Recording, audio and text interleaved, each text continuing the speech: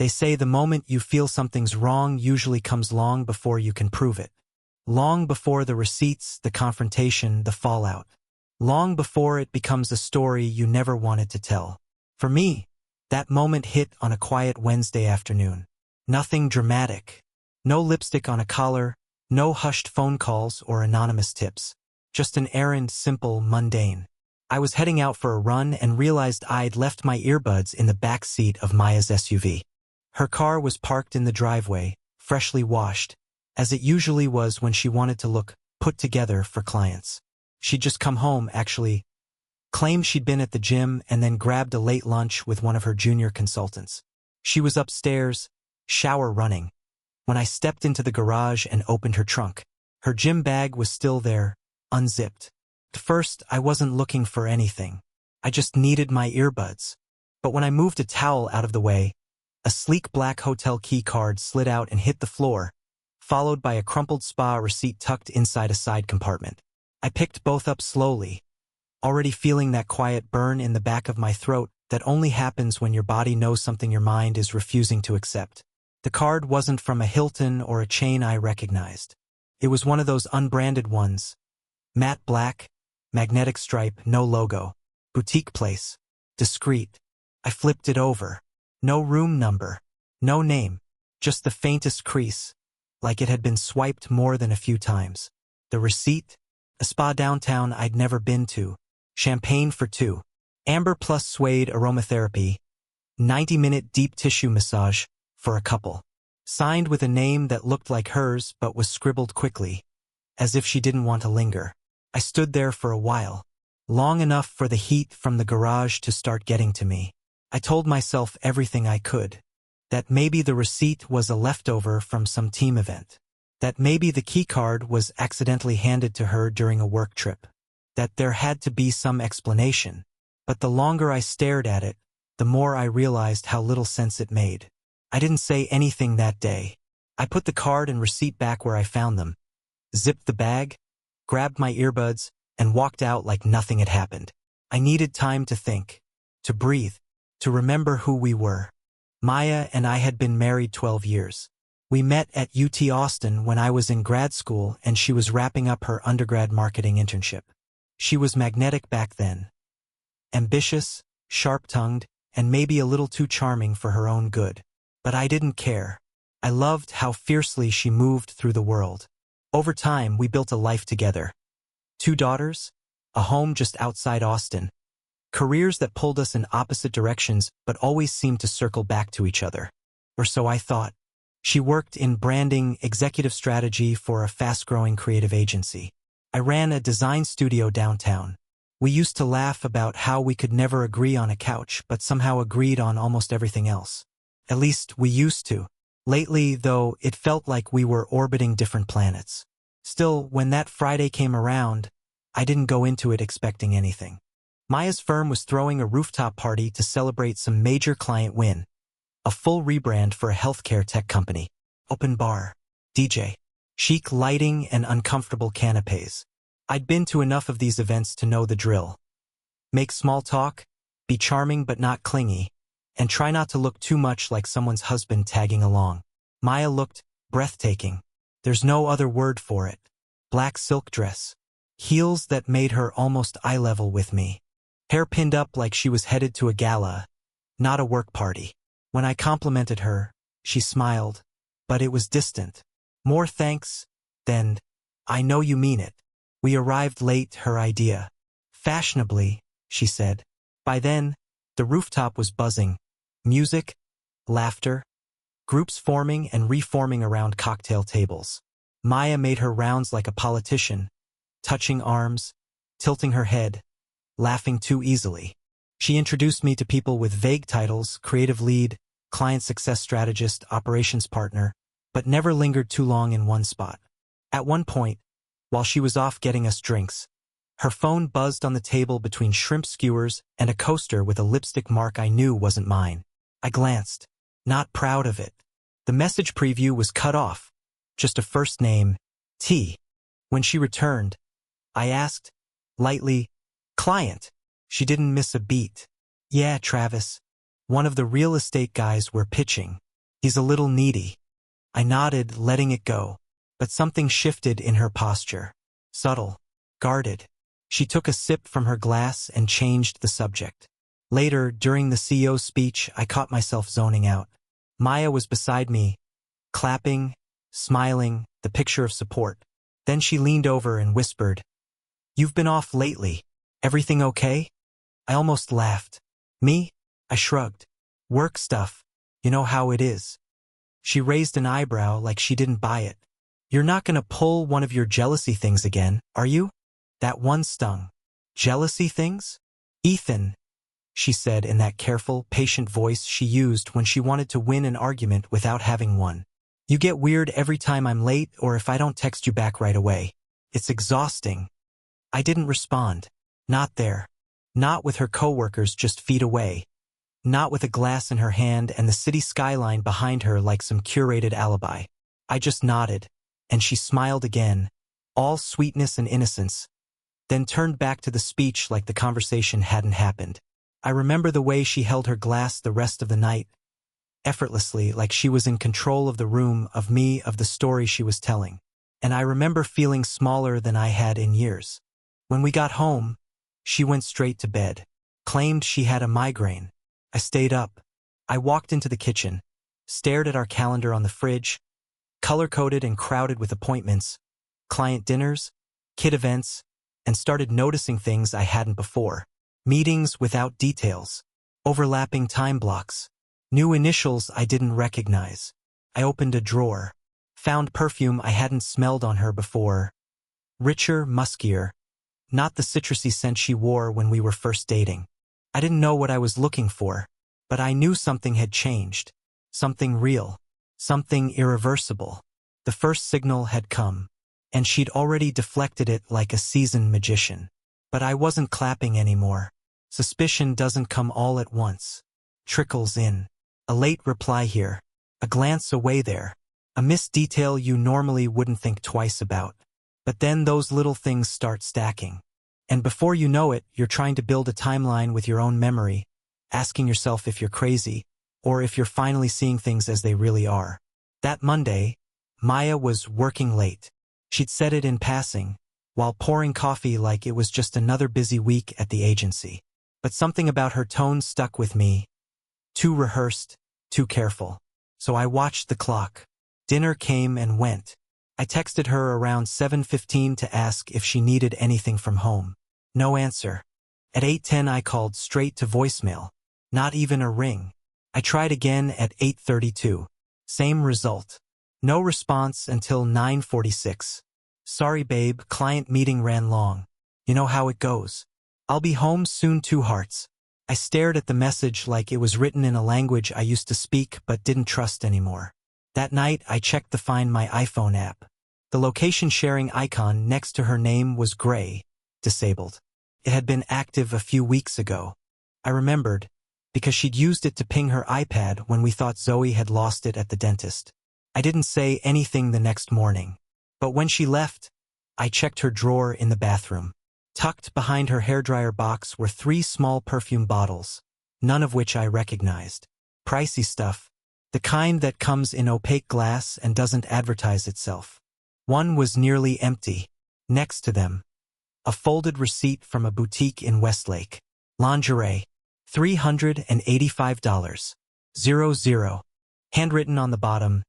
Custom fitting. Thank you, M. Read Kissmark. She told me she had a strategy offsite that weekend. I'd stayed home with the girls while she packed a duffel, saying she probably wouldn't even have time to enjoy the hotel spa. Back-to-back workshops, she'd said. Team building stuff. The receipt was dated that Saturday. Team building. Maybe I could have ignored it. Maybe I could have played the trusting husband, chalked it up to bad timing and miscommunication.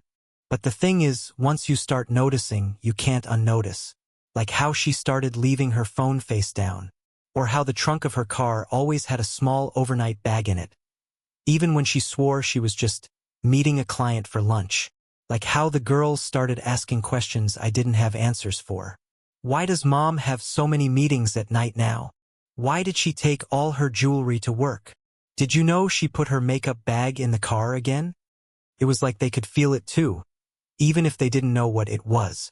Zoe asked if she could sleep in our bed one night, said she had a weird dream, but I knew. She was nervous. Maya had come home late again, and the energy in the house had shifted. She hugged Zoe like she was checking off a box, said "love you" without making eye contact, then walked out before Zoe could respond. That Friday, I offered to pick Maya up from work. An excuse, really. I wanted to see where she'd be. She said no. I'm carpooling with Miranda. We have a client mixer afterward. I called Miranda later that evening. Her number went to voicemail too. I didn't leave a message. Instead, I checked the calendar app on our shared iCloud. A few weeks back, it was filled with color-coded events. Client pitches, parent-teacher conferences, yoga, volunteer nights. Now, blank spots, missing entries, events that had vanished or moved last minute. No alerts, no details, just a growing silence. I opened our joint bank account and scrolled through the transactions. 2 Uber rides downtown. One late at night, the other early in the morning. 2 charges at a boutique hotel bar. Not the same place from before, but the pattern was too clean. And then there was a florist, high-end, not our usual grocery store kind. I didn't get flowers. Neither did her mother. So who? It wasn't the money that stung. It was the story being written with it. I tried to talk to her Saturday morning.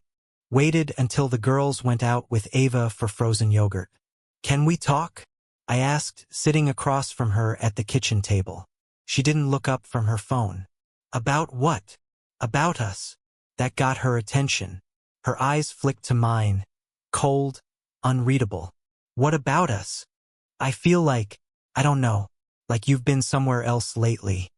She leaned back in her chair, folded her arms. So now I'm not allowed to have a life? That's not what I'm saying. Because that's how it sounds. She interrupted, standing now. You want to control everything, Ethan. My calendar, my location, what perfume I wear. You're trying to keep score like this is a game. I stared at her, stunned. I'm trying to understand why things feel off. Maybe you should look in the mirror then, she snapped. You've been distant for months. Half listening. Always in your head. If something feels off, maybe it's because you're projecting. And just like that, it became about me. Again. She walked out of the kitchen, muttering something about needing to pick up dry cleaning. Her keys were already in her hand. I sat there, gripping the edge of the table, feeling like the floor had shifted beneath me. The next morning, she claimed she was going to a planning session in San Antonio. Clients opening a second location. She packed the same duffel, took the overnight bag again. I watched from the window as she drove off. She didn't know I'd already checked the client's website that morning. No second location. No expansion.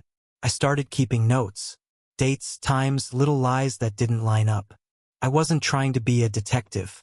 I just needed proof that I wasn't losing my mind.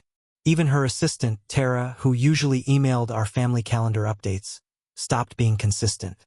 When I called the office one afternoon and asked if Maya was in, Tara hesitated. She stepped out. Is she coming back today? I think so. I could hear the uncertainty in her voice, like she didn't want to say the wrong thing. By the end of the week, I started noticing something else. Maya had this glow about her. I don't mean it in a romantic way. It was more like post-performance adrenaline. Like someone coming down from a high.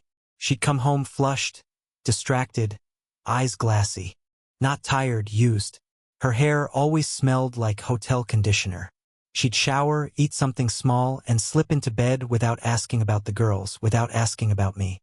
Conversations became surface level. Did you pay the electric bill? Zoe needs a new backpack. We're out of oat milk.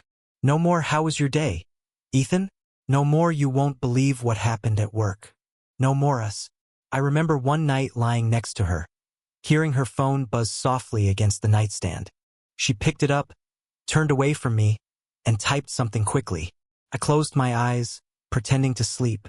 A minute later, she tiptoed out of the room. The door clicked shut. I lay there staring at the ceiling, more awake than I'd ever been. I didn't need a full confession to know the shape of what was happening. I'd seen the outline. I'd started tracing it, and each day added another stroke to the sketch. She thought I was slipping, distracted, blinded by work, kids, routine. But I wasn't slipping. I was seeing, and the pieces were starting to fit. It was the kind of coincidence you don't plan for, the kind that snaps the final piece of the puzzle into place whether you're ready for it or not. That afternoon, I was supposed to be across town picking up Nora from her piano rehearsal. Maya thought I'd be tied up until at least 6. But Nora's teacher had to cancel last minute, and I found myself with a rare free hour in the middle of a weekday, which almost never happens. No meetings, no pickups, just time. I thought about grabbing coffee, maybe heading home early, but for some reason I drove downtown instead. Don't ask me why. I couldn't tell you. Something pulled me there. Maybe it was gut instinct. Maybe I was looking for something to confirm what I already knew. I parked in a small lot near the Riverwalk. It was warm out, sun low in the sky, traffic light. I walked without thinking, passing a few shops, then stopped at the corner of San Jacinto and 5th. Across the street was the Riverview Hotel. Not the kind of place you'd go for conferences or meetings. No business center, no event rooms. This place was built for discretion. Dark windows, sleek architecture, valet only. Maya's car was parked 2 blocks down. It was hers. I knew it from the scuffed rim on the front left tire and the Longhorn sticker Zoe had stuck on the rear windshield last fall. I didn't know what I expected to find. Maybe she was meeting a friend. Maybe I was wrong. I walked into the Riverview lobby, ordered a club soda at the rooftop bar, and sat near the edge where the view overlooked the street below. I wasn't really watching the skyline. I was watching the elevator. 10 minutes passed, then 15, and then I saw her. Maya stepped out of the elevator in a navy dress I hadn't seen before. Tight at the waist, professional from a distance, but something about it felt different. She was smiling. Standing beside her was a man I'd never met, but had heard about. Travis Hale, commercial real estate broker. Played racquetball with one of her firm's founders. Showed up in a few group sh*ts at events. I remembered him because Maya had once called him annoyingly charming.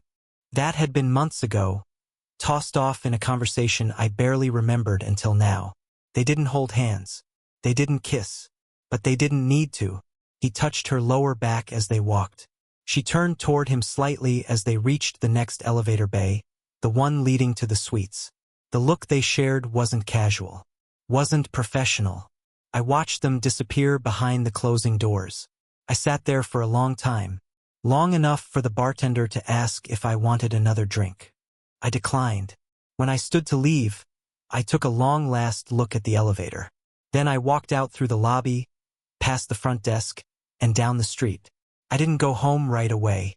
I drove around for a bit, parked near Lady Bird Lake and sat in my car with the windows down, listening to the sound of cicadas rise over the water. I wasn't angry. Not yet. What I felt was more like a stillness, a quiet kind of devastation, like standing in the aftermath of a house fire and realizing, somehow you're still breathing, but everything you built is gone. The next morning, I requested a detailed credit card statement. I'd always trusted Maya with our accounts. She was better with numbers, more organized. But this time I wanted the hard copy, the kind that listed merchant names, addresses, exact times. The Riverview appeared twice that month. Once on the 12th, once on the 24th. Both charges were in the early evening. Both match dates where she'd said she was working late or networking with new clients. The suite charge included a spa upgrade, champagne, room service. I stared at the document like it was written in a foreign language. But it was perfectly clear. It had been happening, and it hadn't just started. That weekend, we had a dinner party. One of those forced corporate events where spouses get trotted out like well-behaved show dogs. It was hosted by her firm, some welcome dinner for a new VP. I didn't want to go, but Maya insisted. "It'll look weird if you're not there," she said. "People already think you're reserved." I wanted to laugh at that. We arrived at the restaurant early. She was in a red dress this time, different from her usual blacks and grays. It was bold. It looked expensive. Throughout dinner, she played the part perfectly. Engaged, confident. Every time someone asked how long we'd been married, she'd answer without hesitation. 12 years. 2 kids. Still in love. She reached for my hand at one point, resting hers gently over mine, and gave me a smile that could have convinced anyone else in that room. But not me. Not anymore. She was watching me, testing, looking for something in my eyes. And I gave her nothing. I smiled when appropriate. I clapped when the new VP gave a speech. I said all the right things. And when we left the restaurant, I held the car door open like a perfect gentleman. That night, in bed, she rolled toward me and placed a hand on my chest. "I feel like we've been off lately," she whispered. "I want us to be better." I stared at the ceiling. "You think we can?" I asked. There was a long pause before she answered. "I don't know," she said finally, "but I want to try." I nodded, turned off the light, rolled to my side. But she didn't know I had already crossed that line in my mind, the one between doubt and certainty. Because once you see the truth, it doesn't matter how well someone performs the lie. A few days later, Maya left her iPad at home, her work iPad, the one she rarely used outside of travel. I wasn't even looking through it. I was charging it, trying to figure out which cord worked with it, when I saw the email notifications slide across the screen. One from Travis. Subject: Weekend escape locked. Another: Flights confirmed. Can't wait. A third: Portland. Same Airbnb as last time? I didn't open them. I didn't need to. The iPad was synced to her email. She'd forgotten to log out. I opened the full thread. The messages were casual, familiar, planning without hesitation. She told me she was visiting a friend from college next weekend. A friend who'd moved to Portland for grad school. Someone she hadn't seen in years. There were no mentions of that friend in the emails. No group dinners. No catching up. Just Maya and Travis. Arrival times. Dinner reservations. Shared playlists. In one photo, she was sitting across from him at an outdoor patio, laughing with her hand on his wrist. The caption read, "Best night. No interruptions." I closed the iPad, set it down, and left the room. That was the moment everything went quiet for me. No panic. No rage. Just clarity. It wasn't about suspicion anymore. It wasn't about decoding lies. I had seen it with my own eyes. The evidence wasn't hearsay or hunches. It was real. It was time-stamped. And now it was mine to carry. I never wanted to be the guy who kept a folder on his wife. But once you see the truth, you stop relying on hope. You start relying on facts. Dates. Records. **TS. You stop asking why and start asking how many times. How long? Who else knew? I didn't say anything right away. I needed more. Not to convince myself I was already there, but because I knew how this story could play out in court, in conversations, in whispers behind my back. I needed it airtight, so I started compiling. I began with the phone records. We had a shared family plan through AT&T, mostly because it was cheaper, not because we were the kind of couple who monitored each other. But now that access was a window, one I hadn't looked through in years. It was worse than I expected. Hundreds of texts with Travis over the past 3 months. Dozens of calls. Most of them late at night or during the hours she claimed to be in meetings. Some of the texts stretched into the early morning, 1 a.m., 2:17, even 3:03 on one of the nights she'd claimed to be at a hotel for work. Then there were the photos. I found those on the iPad, too, buried in her email drafts, attached to messages she'd written and never sent. Maybe she forgot about them. Maybe she thought they were safe in the cloud. Dinner selfies. Rooftop drinks. One at the Portland Airbnb, where she was barefoot, wine glass in hand, leaning on his shoulder while he cooked shirtless behind her. I recognized the Airbnb. It had a distinctive tile backsplash I remembered from her Instagram story. The one where she said she was catching up with her friend from college. No friend appeared in the pictures. Just Travis. And Maya. And a life I was never meant to see. I archived everything, *TS, PDFs, call logs, calendar exports. It felt clinical, mechanical, but necessary. Then there was the spreadsheet. I know how that sounds, but I needed to keep my head straight, so I built a timeline, a digital one, side-by-side entries of her calendar events, text logs, credit card charges, and real locations from the metadata in the photos. It was like doing forensic work on my own marriage. Every lie had a counterpart. Every excuse had a timestamp. And none of it added up to coincidence. But the worst part wasn't the data. It was the way it started to leak into our home. Ava noticed it first, our oldest, 15. She's sharp in a quiet way. Pays attention to things adults miss. One night she asked if I was mad at Mom. I told her no, just tired. She didn't look convinced. Later that week, she came to me with a question about her math homework. We sat at the kitchen table going over formulas when she suddenly said, "Do you think Mom's lying about her work stuff?" I looked up, heart hammering. "What makes you say that?" "She just seems different," she said. "And her stories don't match sometimes." She told me she was in Houston last weekend, but I saw her post from that restaurant in Austin. The same day. I didn't know what to say. I didn't want her involved. I wanted to shield her. But I also knew she wasn't stupid. Zoe, our middle daughter, 12, heard Maya on the phone late one night. I wasn't even home when it happened. I'd gone out for a walk, needed to clear my head. When I came back, Zoe was sitting on the stairs in her pajamas, knees pulled to her chest. "Who's Travis?" she asked. My blood ran cold. I sat next to her and asked where she heard that name. She said she woke up to get water and heard Mom laughing in the guest room, saying something about a hotel and how next time we'll stay longer. "She didn't sound like Mom," Zoe said. "She sounded like someone else." I told her not to worry, that sometimes adults say things they don't mean. But even as I said it, I knew I'd failed to hide it. Kids don't need the full story to know something is broken. Then there was Nora. She's 8, too young to understand cheating, lies, emotional manipulation. But she wasn't immune. She started having nightmares again, crawling into our bed at 2 a.m., clutching her stuffed rabbit like it was a lifeline. She'd wake up crying without knowing why. "Are you and Mommy mad at each other?" she asked one morning while brushing her teeth. "Is she gonna go away?" I crouched beside her, heart breaking, and said, "No, baby. She's just busy lately, but we're okay." It was a lie. One more to add to the list.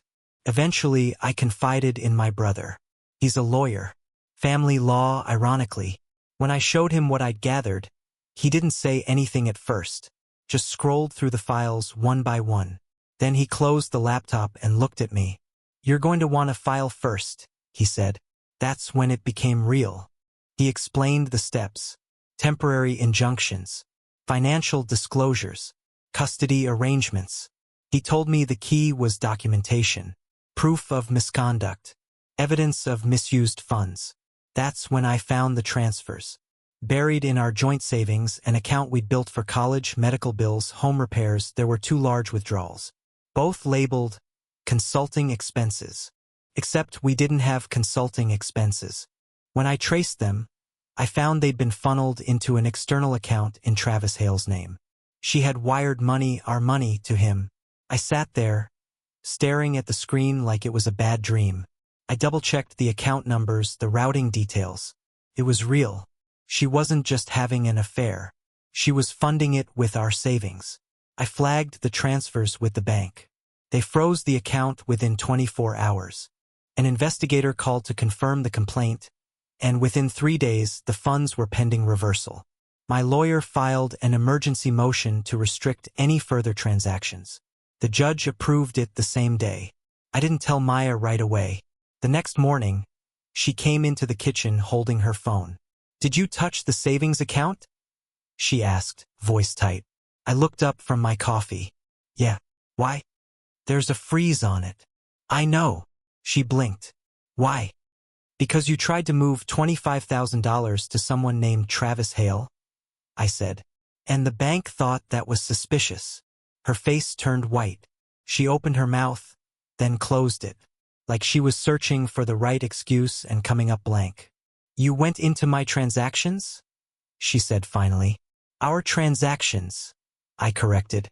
There was a long silence. Then she said, "You're violating my privacy." I let out a breathless laugh. "Your privacy? You're moving money behind my back and lying to your children about where you've been." "I never lied to the kids." "No? Nora cried herself to sleep last night because she thinks you're going to disappear. Zoe heard you on the phone with Travis. Ava's checking your stories against your Instagram posts. You didn't just lie to me, Maya. You brought it into this house." She didn't respond. She didn't even look angry, just cornered, like someone who knew the walls had finally closed in. That night, I served her papers. I didn't hand them to her myself. I asked the process server to deliver them directly to Travis's address. If that's where she wanted to be, then that's where the truth could live too. There's nothing cinematic about divorce. No dramatic courtroom speeches.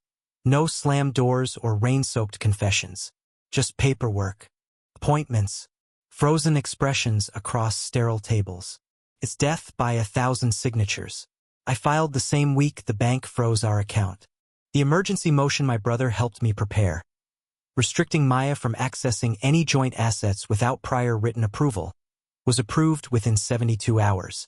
Once the court saw the transfers, the digital receipts, and the communications tied to a third-party beneficiary with no business affiliation to either of us, they didn't ask many questions. The judge issued a temporary injunction to stop any further financial activity. Every shared credit card was frozen. Every withdrawal over $500 had to be reported. She was locked out of our savings. The girls' college accounts were placed under court protection.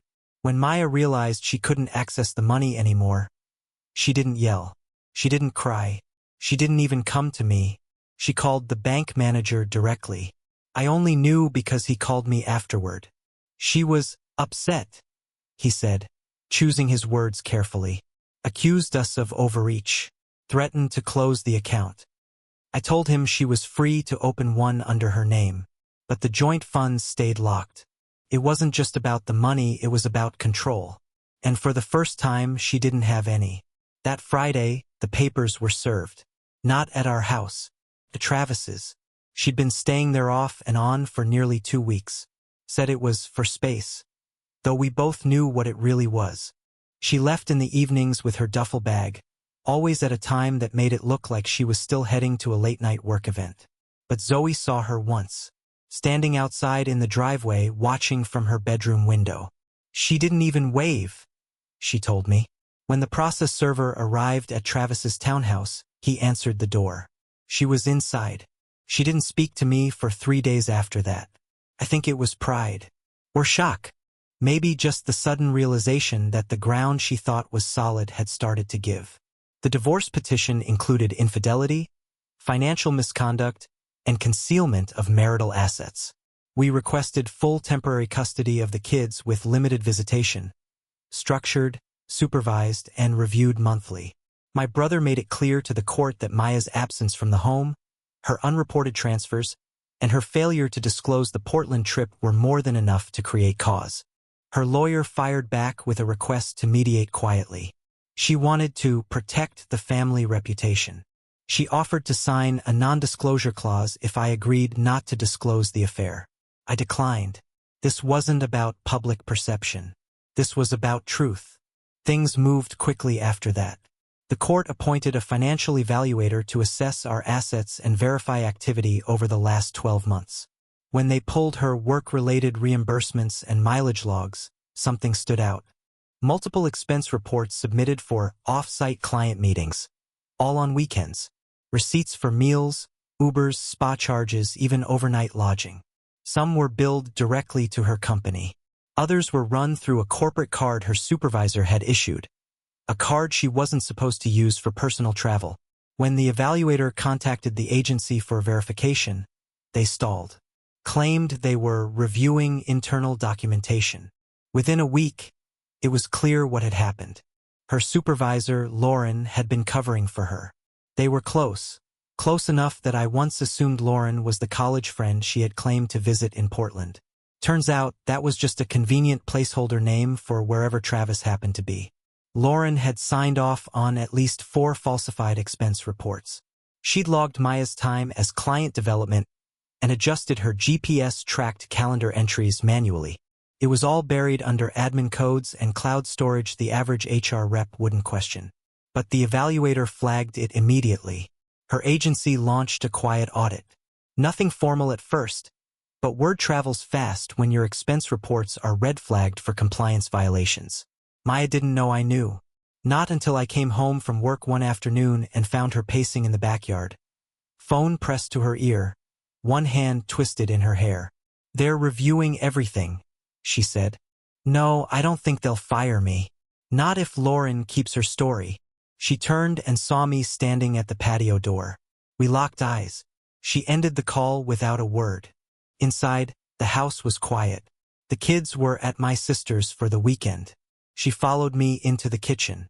"You're trying to destroy me," she said, not even pretending anymore. "No," I said. "You did that part on your own." Her eyes narrowed. "You could have let this stay private. You made it public the moment you moved into his house and started using our kids' savings to pay for your weekends away." She opened her mouth to argue, but nothing came. Instead, she sat down at the table and buried her face in her hands. I waited. Eventually, she spoke. Voice muffled, barely audible. "I didn't think it would go this far." I almost asked which part. The affair? The lying? The money? The unraveling of our home? But I didn't. I let the silence answer for both of us. The next few weeks felt like walking through molasses. Mediation dates, child custody interviews, statements for the court. Maya requested to have the girls over on Sundays, just for the afternoon. We agreed to it under conditions. No overnight visits. No unsupervised pickups. No contact with Travis. At first, she fought it. Then she gave in. I think even she knew how fragile her position had become. When Ava found out, she didn't react the way I expected. She just asked, "Does this mean we don't have to lie anymore?" Zoe cried the first time Maya came to pick them up.